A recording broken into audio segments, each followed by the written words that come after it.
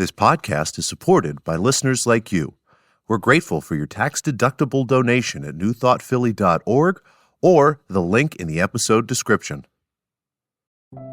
A practical prayer is a prayer that works. These discussions between Reverend Bill Marchioni and Carol Lawrence dive into the details of how it works and how to work it. Reverend Bill is a New Thought minister and the author of Practical Prayer for Real Results. Your new life begins with a new thought. Carol Lawrence is on a spiritual quest, finding the New Thought teaching after decades on the pulpit in 3 different traditional denominations. I've got some questions. Together, they're exploring the philosophy and activities that come together from many of the world's religions to create the practical spirituality that is New Thought.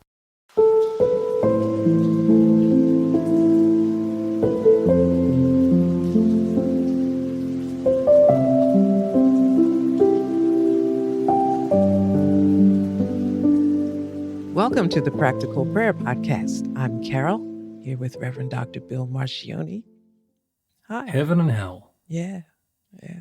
Yeah, I'm just excited about the topic for today. Hey, it's good to be back with you. This is episode number 178 of the Practical Prayer Podcast. And you keep on coming up with topics, and I'm always surprised because I think that they're obvious, and they're not. Yeah, but you just explained that, it's because you fell off before what did you say, the tea steeped? Oh yeah, I was like just barely 12 when I ran away from the traditional religion, as you call it, because I was about to get confirmed into my little Protestant church, and I said to my parents, I don't believe this. I don't believe enough of it to stand in front of the congregation and say, yeah, this is what I believe. And they said, okay.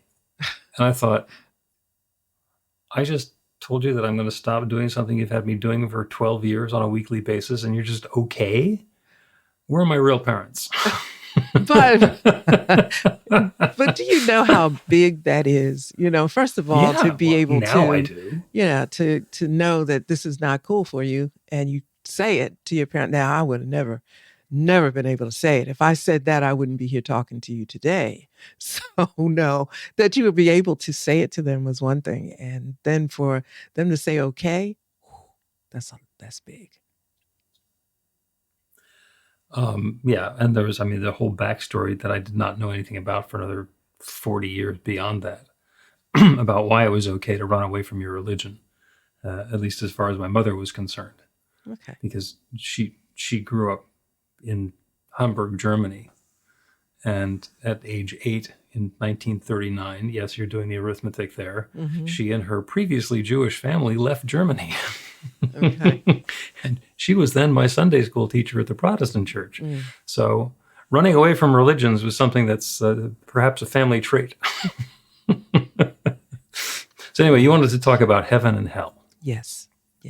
So talk about heaven and hell, and that will give me something to lean my foot into and push against. Okay, so it feels like a contrived concept, both of them, to like a carrot to make you, to design your behavior, to indoctrinate you, or as Don Miguel Ruiz talks about, domesticate you in that way. Yep.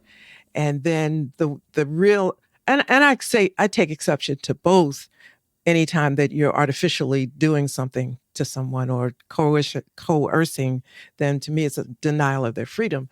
But the one I find particularly offensive is hell, because you're trying to scare people into doing what you want and then not allowing them the freedom to question it. I think that's a whole big problem. But to just come out and say that, it's also not received very well. So there's a lot of fear going on there, and fear of freedom. And that's another thing, it's a conversation for another time, but that's a really big deal to me, that you are not free to even think and make your own decisions based on some, like some stuff that's been put into your subconscious mind, blah, blah, blah. So, there it is. Okay. All right. And I'm going to suggest that there are actually 3 different aspects of heaven and hell. And since heaven and hell are two different aspects, maybe there's 6 different things, but we're going to go with the 3. Okay. The 3 different aspects of heaven and hell. What is heaven and hell? Or what is heaven and what is hell? And that's the first question. And then why would you go or be sent to or find yourself in heaven or hell? And the third piece of it is who's to decide when you're going?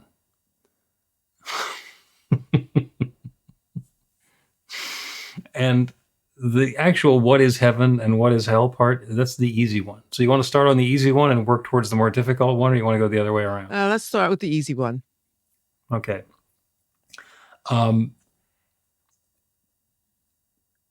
There's the delicious, delightful, wonderful description of what heaven is. The blissful place where everything fits together. It's harmonious and peaceful and tranquil, and there are no problems or difficulties or challenges. There's no strife. There's no conflict. It's just lovely. Mm-hmm. Heaven is just lovely. Everything is working just perfectly. And we've all had an experience very much like that at some point in our lives. Some people more often than others, but everybody's had a heaven-like experience where everything is just fitting together perfectly. Oh man, this is the best day ever. I'm with my friends. I'm doing stuff that I enjoy doing. The weather is perfect. The afternoon is lingering on. This is as good as it gets. And as I'm saying that, everybody who's listening to this has a different idea of that heavenly experience. Mm-hmm. But we've all had it. And I mean, my joke is that, of course, hell exists. I've been to the DMV on a Saturday to get my driver's license renewed. And we've all had the experience of things are just not working properly. There's loss that's going on left and right. There are people who are ill or dying. There's things that are being taken away. There's injustices being perpetrated. And it's horrible. It's what happens to us in a really bad nightmare that all we want to do is wake up from it. And it's all the bad stuff is happening. And we've had that experience in life. Mm-hmm. So we've all been to hell too. So the interesting part is that heaven and hell are not things that happen when we die. So there's a story. And there's a story that people tell us that, heaven is a place that's like all those heavenly things that you've experienced already. And hell is a place where it's just all those hellish things that you've already experienced, and it happens all the time. And you get assigned to one or the other forever. Mm-hmm. So it's very judgmental. It's a reward or punishment-based thing. And you don't really have any idea how you're going to get there. So the destinations, the actual experience of heaven and hell, we've all had them. So the question is there a heaven and a hell after we die? I don't know. Nobody's ever come back and told us. That's kind of the magic about dying. Nobody comes back with a story. So it's just mysterious. And perhaps that's because it's none of our business. That's it? That it's none of our business? We're here to be here. Yes. If there's stuff that goes on beyond when we're here and we don't know what it is, then it's probably because we don't need to know what it is. Okay. So is this the end of it's the end of the podcast? Oh no, we haven't gotten to the third part yet, which is about the people who are willing to tell you which one you're going to and why. Okay. So I was listening to you describe both, and of course you were describing experiences in terms of states of mind and conditions and so forth, which are not permanent. They could repeat, but they're not permanent. Mm-hmm. But when you talk about heaven and hell, people think of, in the traditional side, of course, they think of a place, a physical place that you're going to, and that determines a lot of a person's perspective in terms of how they live and what they believe in, and just the principles and values by which they live are based on where you're going to go after you leave here. Yep. And, the logic to me is, okay, now we're talking about a physical location. Where exactly is this now? So when you ask that question, you're in trouble now because you've asked the question that doesn't have an answer. But it's surprising that that's enough to just say this is where you are going. The logic of there not being that you're not able to point out a geography it doesn't matter. It's a Right. place and you don't want to be there. And so I'm thinking, I don't like mind games. You were a pastor for 35 years? Yeah, Okay. but there were certain things I did not touch Right. as a pastor. Yeah, as a pastor, you didn't play the mind games particularly. No, because first of all, it's a matter of integrity. So if I didn't believe it, I didn't talk about it until I could either believe it or, but if I was secure and I didn't believe it, it was a whole lot more you could preach about. And nobody's ever going to ask you, except a couple people would get annoyed that I wouldn't condemn people to hell. But then it doesn't make, if I do that, I could give you a fire and brimstone sermon if you want it. But then how am I going to get out the door with you asking me all these questions? And now, I'd have to say, listen, it was all, I'm sorry. I shouldn't have said all that. Yeah, I was just pulling a number 7 on you. We have to. Every once in a while, I need to do a number 7. What is that? The boss told, whatever. That's the fire and brimstone. You're going to go to hell if you don't behave yourself. Talk. I mean, I just made up the 7. Interestingly, as we're talking about this, most people are not concerned about heaven. Most people are concerned about hell. Mm-hmm. So it's not like you necessarily want to go to heaven, but if you're going to heaven, that means you're not going to hell. Mm-hmm. And the big thing is not going to hell. Because hell is visceral with the fire and the pain and the agony and screaming for eternity. That's very evocative. It's got some it's got some juice. Some juice. Well, people can resonate with that. And you ask somebody to describe what hell is like, and they're going to give you a very detailed description of what hell is and why it's awful and why they don't want to go there. You ask somebody about heaven, it's much more vague. Mm-hmm. Oh, well, it's clouds and everybody is polite, and angels are playing harps, and then you casually ask, do you like harp music? Well, no. For eternity then? Okay. Why are you volunteering for that? It's not a good control thing. Heaven, it doesn't work that well in terms of controlling people, because if you go to heaven, it's like, I'm not going to hell. Right. So. Right. It's and so perhaps the term should be, you're either going to go to hell or not hell. But there's 2 doors. So we labeled the not hell door heaven. It's like, okay, so you got to quit it. There's a not guilty verdict. Yeah, it's kind of a starting place for me, because as we're speaking of it and I'm remembering things, I'm getting a bit unhappy, feeling the unhappiness, because people don't question because they've been taught not to question. It's not a welcome thing. And again, how are you supposed to use the term elevate in your consciousness if you can't question? If you don't feel comfortable in questioning? And then if you can muster up the courage to question, now you've got to deal with, the answer that you get, which is very much different than what you're accustomed to. And it's just really hard. The word deconstruction came to my attention about a year or so ago. And I shied away from it because it sounded so uninviting.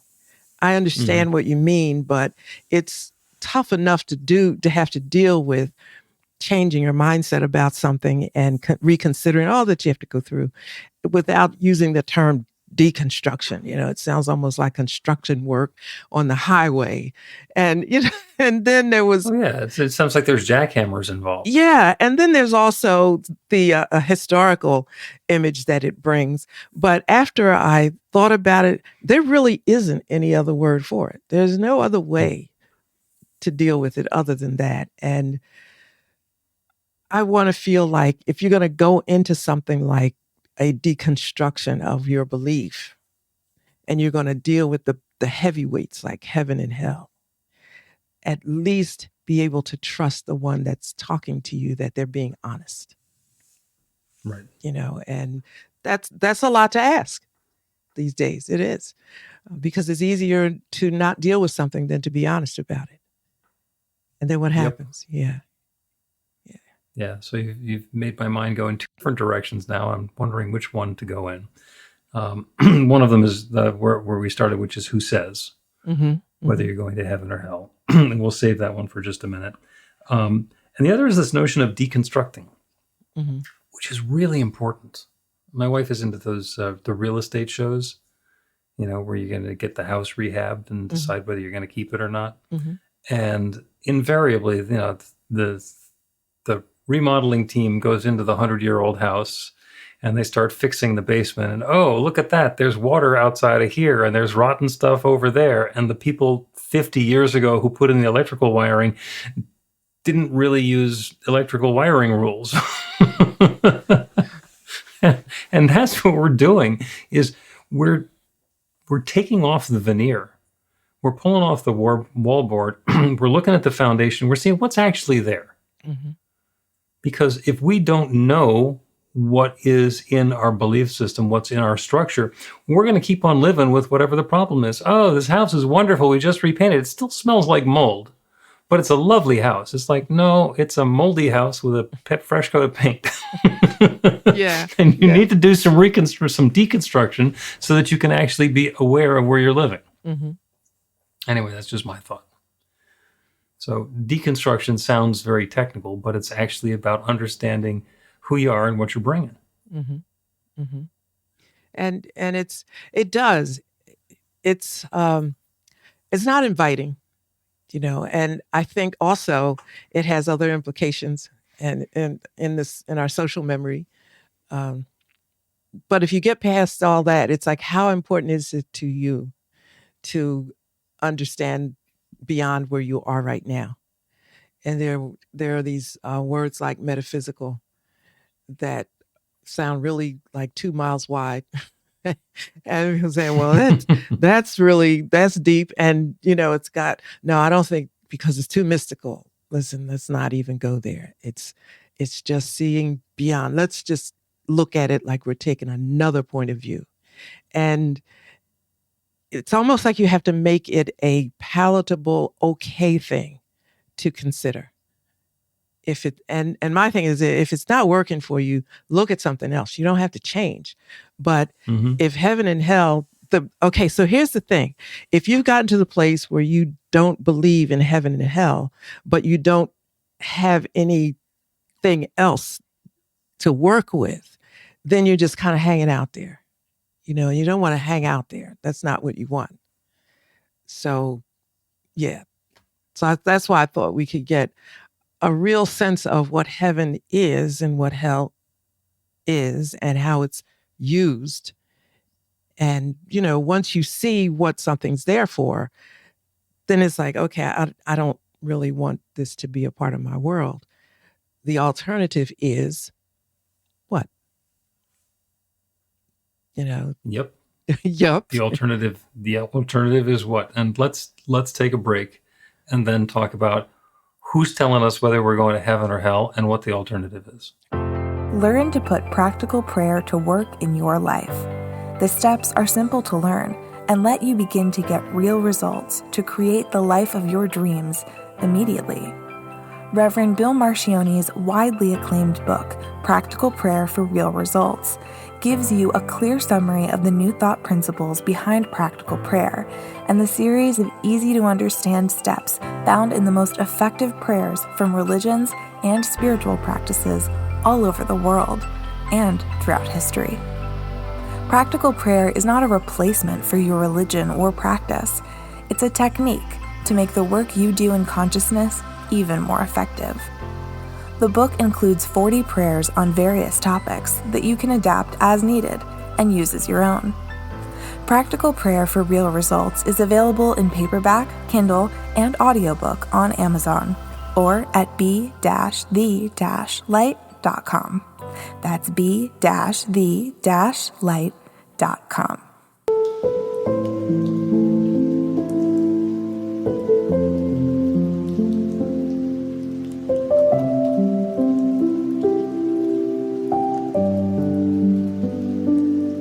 Welcome back to the Practical Prayer Podcast. I'm Carol, here with Reverend Dr. Bill Marcioni.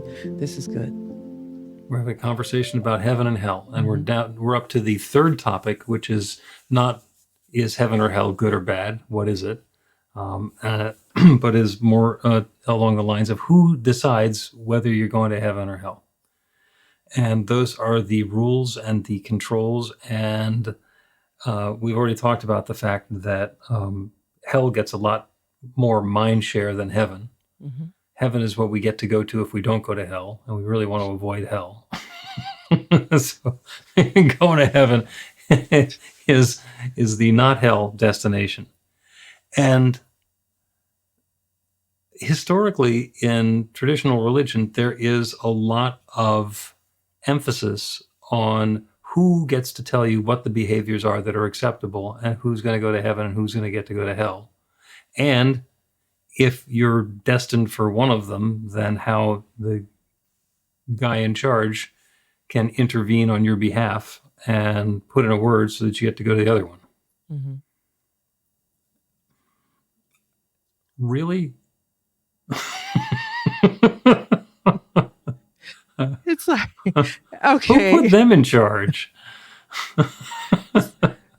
Listen, it's make it up as you go. And if it sounds good, we'll stick with it. That's what it feels like happened whenever it happened. If this works, we'll go with it.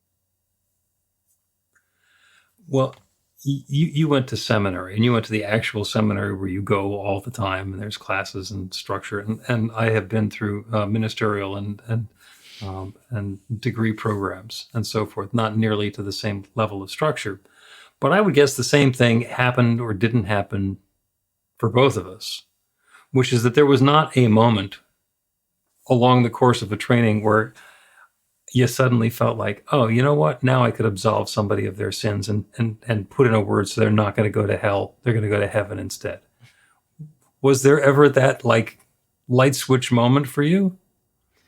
Where I thought I could help them to go to heaven and not hell? Where suddenly you knew that you were the one who was going to be able to intervene on behalf of somebody who's bound for hell and get into heaven instead. No. And I think that I'm not a good representative. Were there classmates of yours who said, "Oh, you know what? Yes. After class number 7, now I can do it." Absolutely. But let me. I remember thinking, "Oh, this is not going to work." But I'll tell you this though. I remember it was around when I was in high school, and that was when freedom was a big deal. It was coming through in everything. And there were, and I'm going to say guys, because it was pretty much guys talking back then. And they said, there is no hell. And I'll never forget what I felt like that. Like, what do you say? There's no hell because I'm living hell right here on earth. That made sense.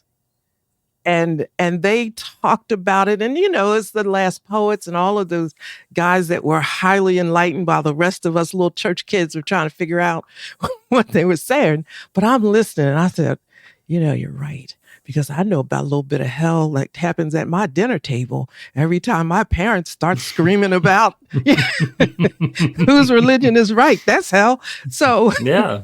But I always wanted, I'll be honest though, I always wanted to be taught so I believed what I was supposed to believe. And, I'm not saying that I was this enlightened little kid. I wasn't. I just had some exposure, I'd say. And I wanted to believe what they were teaching me in seminary, and I wanted to say all the right things so I could be a good pastor. And I would be eligible for the elevation and the promotions. And I was saying this. And I kept feeling like I am such a jerk. I'm like, I'm just a failure at this. And I just gave up and said, listen, I'm just going for broke. I'm just being me and try not to say too much. Well, you made it work. You kept on leaving denominations and they kept inviting you into other ones. Listen, there was criticism in that because, you can't make up your mind. You don't know where you want to be. And I'm thinking, you're right, because this ain't working here.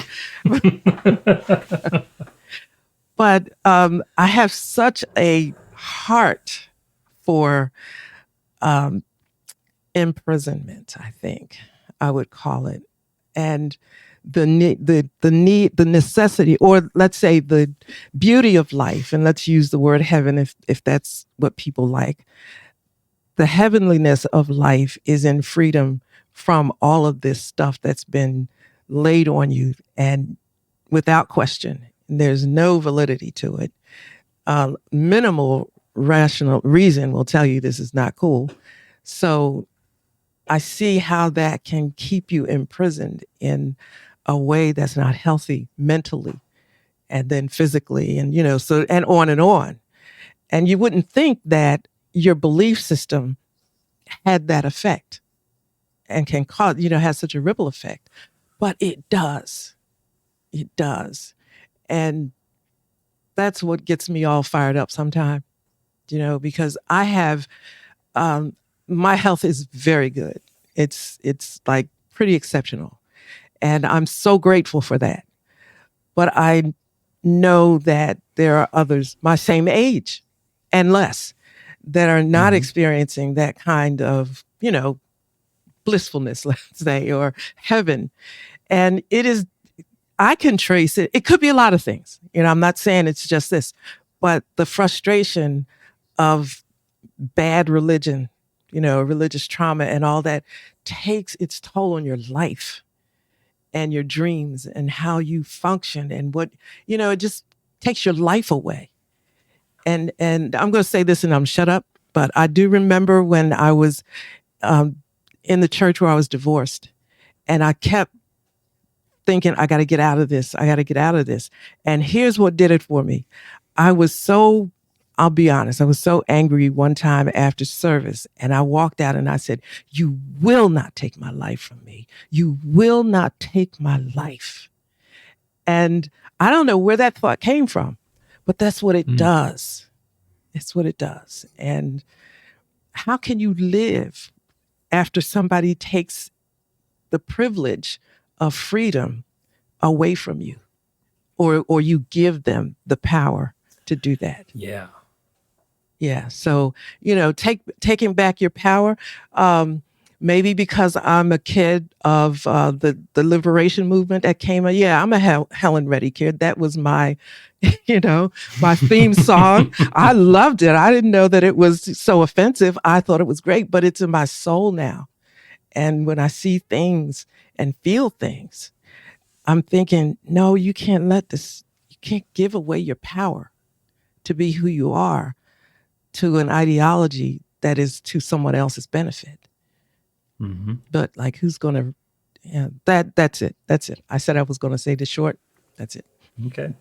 And there you go. Perhaps what we've done is loop back around to what is hell. Yeah. Being encouraged, convinced, or otherwise motivated to give away our power, to allow ourselves to be immersed in hell, because somebody else said that we should be there. Mm-hmm. And so then that's the opposite of what New Thought is all about, and the power in practical prayer is that it's all about oneness. There is one divine power and presence, and if there's hell anywhere, it's everywhere, and we're in it. If there's heaven anywhere, it's everywhere, and we're in it. Mm-hmm. And there are stories of people who are living their best life and everything is wonderful, and then suddenly there is a natural disaster or an attack, and everything goes to hell. Mm-hmm. And there are other people who find themselves in a war zone or a concentration camp, and they not only survive, but they make a spiritual breakthrough and become so much more than they had been previously. Mm-hmm. And you can't point to the war zone or the concentration camp and say that's hell. And you can't point to the life before the destruction and say that's heaven, because it's all subject to change. And it's all subject to our perspective and the experience that we have as we're going through it. Exactly. There are times when I'll tell my story, then I hear myself tell my story. And I'll say, you know what? You should really be ashamed, because this compared to the other thing is nothing. And I'll sit with that for a moment and say, well, you know what? This was the hell that I went through to make me understand that was what it took to make me understand it. And I don't get into the judgment of my story is worse than yours. I will say that I keep in mind that even the story that I have in many ways is nothing compared to others. But what that does is position me to talk about a strong belief in coming through your story and taking your power back as energetically as anybody else could. So it's not really comparing, who had the worst tragedy in their life or whose trauma was the worst. Trauma is trauma, and mine was mine. And, it doesn't matter if you don't want to wake up in the morning. Does it matter why? It doesn't. So, Right. Yeah. So it's like a lot of moving parts to this. But I think, I'm into Rumi. So sometimes my thoughts go back to Rumi when he talks about love so much. And I didn't like that when I first read it. I didn't like that because it felt like it was just this is not strong enough. But when you think about the reality and what it is to love someone or act from a place of love, that's the strongest place you can do it, because you can you can offer the lifeline and gently with love help the other person take it. And so, yeah. Enough from me on that one. Is it possible that heaven and hell are two sides of the same coin? That's very interesting. Yeah. I think that if you're going to use it as a metaphor, sure. Okay. Sure. Like like light and dark. You have to have dark in order for there to be light, right? Yeah. Let's take another break. And while we're listening to this, let's ponder the possibility of a one-sided coin.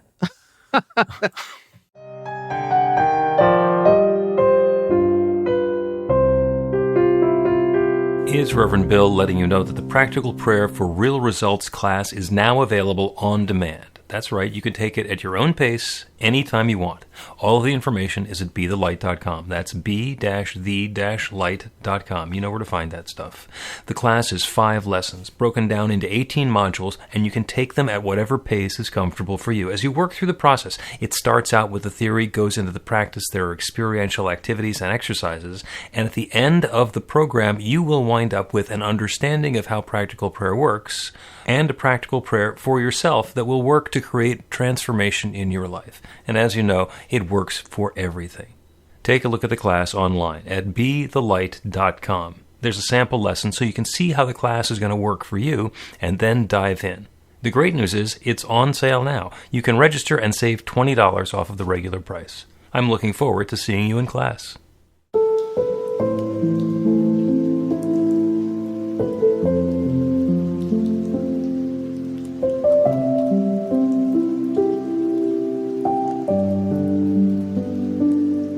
Welcome back to the Practical Prayer Podcast. I'm Carol, here with Reverend Dr. Bill Marcioni, and you know what? It's got serious. You mean talk about heaven and hell got serious? Yeah, it did. To me. Yeah. And where we left off before the break was Here's what I found. the notion of a one-sided coin. Mm-hmm. Heaven and hell are two sides of the same coin. And it's about perspective, because we have had the experience of feeling like we're in heaven. And we've had the experience of feeling like we're in hell. And it's the thing they have in common is us. Mm-hmm. That is the experience that we're having. So the question becomes, if I am looking at my experience and it feels like hell, what's it going to take to transform that? If this were suddenly to become heavenly, what would happen? How would it feel? How would it look? What would the change be? And not just to say, oh, well, see, God up there in the clouds needs to decide that it's going to be better, and then suddenly, it's going to be the angels playing harps again. If that's what heaven is, then yeah. And there's a moving van for all the hellish stuff, to drop off the harps. Whatever that means to you. So let's do a prayer about inviting in that shift in, not just in perspective, because it's not just how we're looking at it. When we flip a coin and it's heads or tails, something changes. They're deciding who's going to kick off at the Super Bowl. There's something happens. It comes up heads, it comes up tails. There's a difference. But the coin has both sides, and both are possible. So as we are experiencing one or the other, there's the possibility of being okay with that and allowing ourselves to come into alignment with the experience that we're having. Or, as Ernest Holmes encourages us, to look a fact in the face and know something better. We can understand that there is another side to this coin. There is another possibility in this experience, and set our intention and allow our consciousness to come into alignment with whatever that transition or change is, and then partner with that infinite power to create that newness in our lives. We don't reach out and flip over the coin. We simply understand that the way that we are in relationship to that good, bad, up, down, dark, light, warm, cold, is subject to change. And we invite in that feeling of more warmth. Or if we're afraid of hell, we invite in an experience of less warmth. And since it's all possible, the experience that we're seeking is possible as well. So to make that work, we can close our eyes or go to a soft focus or do whatever it is we do to turn away from the world around us so we can open up to the awareness of that infinite creative power, that divine presence within. And I say it's within because it's everything. It's everyone, it's everywhere, it's every moment, it's every place, it's every particle, it's every planet, it's everything. Is that one divine God essence expressed in a unique and individual way. There is no spot where God is not. There is nothing that is not that divine presence.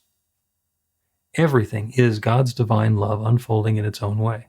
And that everything includes me and each one within the sound of my voice, and all of the experiences and activities that we're involved in, and all of the unfolding of events that we're engaged in.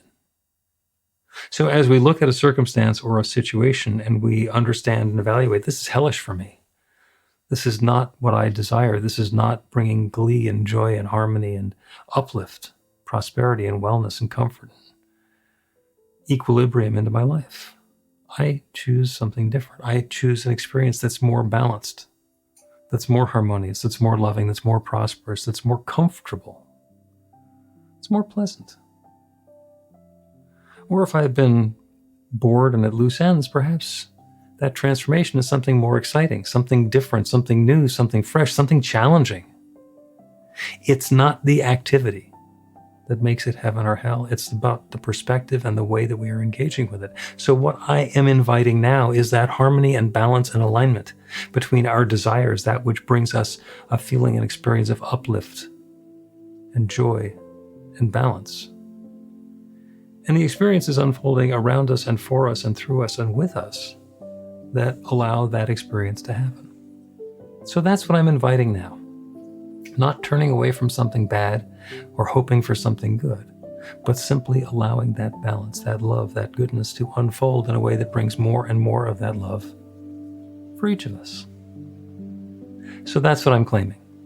And I'm so grateful to know that this infinite creative power that creates everything is creating this newness now for us and through us.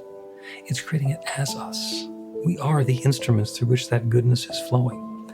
We are full participants in this creative process, and the good is at hand, and it's different for each of us, and it's completely unstoppable, and it's happening now. And so with gratitude for all this good, I speak this word and release it into that creative law. And I know it's already saying yes, this good is already happening now. And so it is.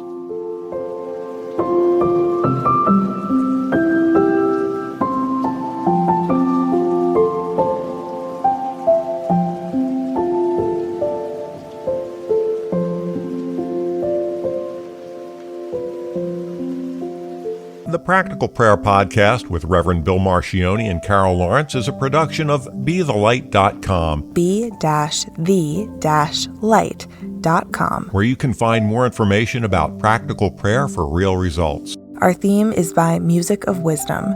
You can learn about the spiritual community of New Thought Philadelphia with daily guided meditations, Weekly celebrations of spirit, and Reverend Bill's classes in practical spirituality at newthoughtphilly.org.